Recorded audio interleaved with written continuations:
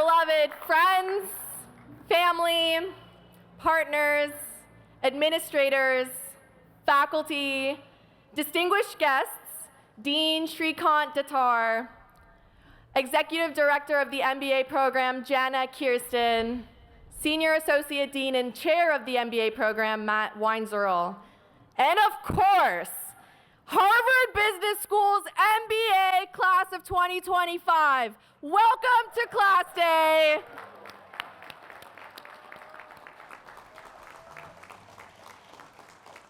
My name is Sarah Zia. I am a proud member of Section J. Where are you guys? Woo!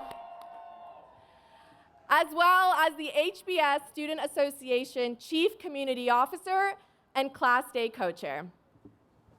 My name is Jordan Thomas, and I'm a proud member of Section A, as well as Head Senator and Class Day Co-Chair. Sarah and I will be your MCs for the day, and you'll be seeing us both throughout the event to help move things along. Today, you'll be hearing from our SA co-presidents, Hayden and Taylor, our distinguished speaker, John Rice, our student speaker, Chris Hood, and we will also be presenting the Faculty Teaching Awards. We're very excited to get things started.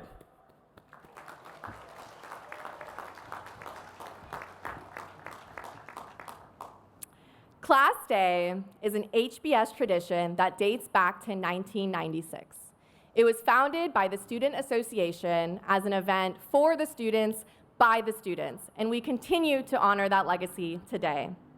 This occasion provides us with a moment to pause and reflect and consider the difference that we wish to make in this world. And I get to kick off some of this reflection, for better or for worse. As my section mates are more than well aware of, prior to HBS, I came from the media industry at Netflix. There were many things that I enjoyed about this experience, but perhaps my favorite was getting to watch so much film and TV and calling it work. Yes, I was fully paid for this endeavor. In all seriousness, what really stood out to me was the powerful impact of storytelling.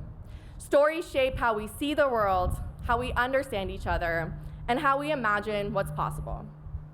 And over the past 2 years, we all have shared our stories with each other.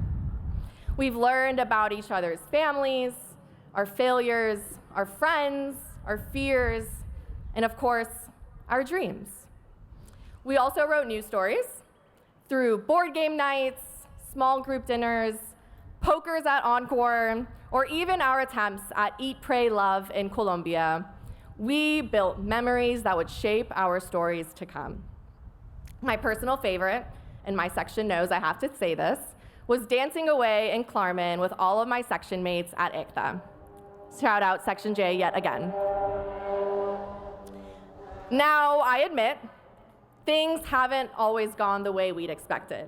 Whether it's our projected career paths, shout out to everyone who expected to go into consulting, or our commitments to the gym, shout out to everyone who thought they would come back swole after 2 years. Our stories have certainly taken unexpected and winding turns. To be honest, though, that doesn't worry me at all. In fact, some of the best stories I've watched on screen have had the most unpredictable plots. Let's not forget that in Legally Blonde, Elle Wood showed up to Harvard Law in a quest to win back her boyfriend, and yet ended up winning a consequential case. It's also important to recognize all the stories the world was writing while we sat in Aldrich these past 2 years. While we pushed ourselves to be more inclusive and to engage deeply with diverse viewpoints, the world beyond felt more divided, more uncertain. The widespread loss of human life due to global conflict has impacted many within the Harvard community, and we continue to mourn these losses in the years to come. The social, political, and economic uncertainty hasn't just passed us by. It's reminded us that the real world that we're walking back into is not simple. It is fractured, it is complex, and it is urgent.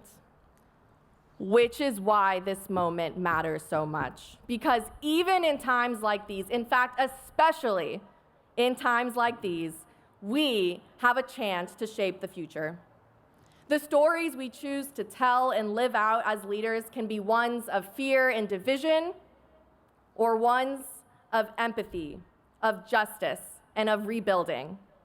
Whether we lead businesses, shape policies, or build communities, we will carry the power to continue to write narratives that include more people, elevate more voices, and imagine better futures. We don't just consume stories, we create them. And as I look around today at my fellow classmates, I am hopeful and inspired. For the past 2 years, I've been challenged and stimulated by your stories. I've met not just some of the smartest people around, but also the most compassionate, and that's what excites me the most. Tomorrow, we will gather with the rest of Harvard in Harvard Yard to hear from Abraham Verghese before we receive our diplomas and continue on to our next chapters. But today, class day, this moment, this is ours for community and for reflection, for remembering what it took to get us here, and for imagining the stories we'll write in our future. So, as we look ahead, let's remember that the best stories aren't just consumed. They don't just happen. They're built, word by word and choice by choice.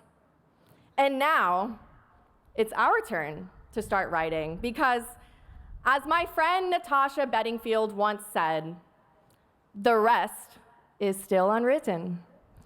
Welcome and congratulations, class of 2025.